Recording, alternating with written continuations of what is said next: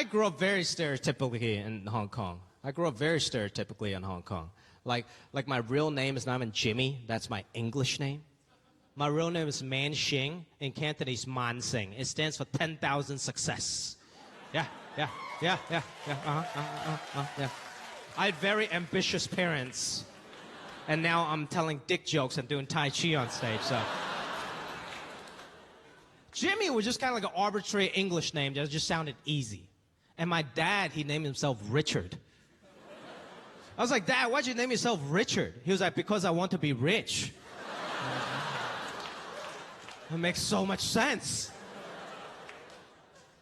And then they named my older brother Roger after the James Bond actor Roger Moore.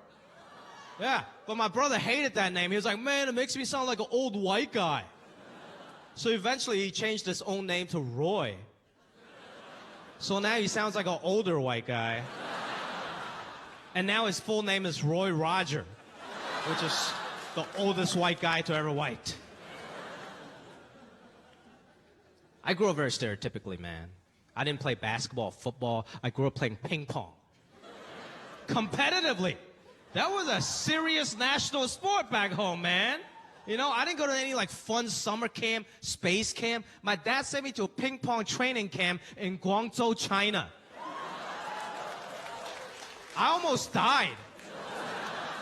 It was 100 kids competing for one spot on the national team. It was basically Fortnite with ping pong paddles. We took that shit seriously, though. My dad would take me to every practice, every tournament game, and he always tried to give me a pep talk before every game. But you know, Asian parents, they're way too honest. So every pep talk just turned into an insult. Like, he would come up to me and be like, Jimmy, you're going to play well, okay?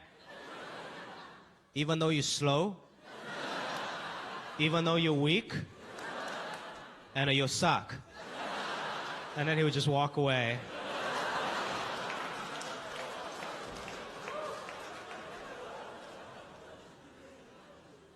I was very good at math.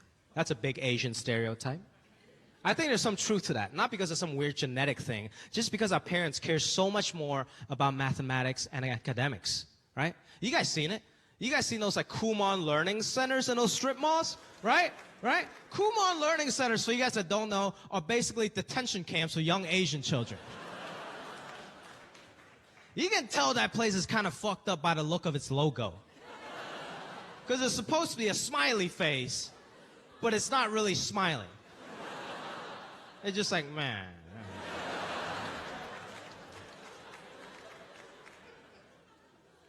My parents were way too cheap to send me to Kumon. They got a different strategy. They never let me use a calculator until I turned 15, so I can work on my brain function. That's an old school Chinese strategy. You know, so when I turned 15, it was a very special occasion. It was basically my quinceañera. My dad just gave me a TI 83 plus. And he looked me in the eyes, and he was like, you're a woman now, okay? But when you're a kid, when your parents tell you you can't do something, what do? You rebel, right?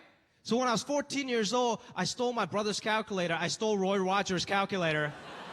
And I locked myself in my room, and I started rebelling. I started doing math homework. Other kids were like fucking around with like alcohol and drugs. I was fucking up some parabolas, you know? Locked myself in a room. I was just punching in numbers. I was like, oh man, this feels great, you know? It's so wrong. It's awesome. My dad was pissed. He was knocking on the other side of the door. He doesn't like locked doors in the house. And he was screaming. He was like, Jimmy, what are you doing inside? Come out right now. I know you're in there using a calculator. Come out right now. I was so scared. I didn't know what to do. And he unlocked the door and he came in. I went into full panic mode. So I just threw away the calculator and I pulled out my pants.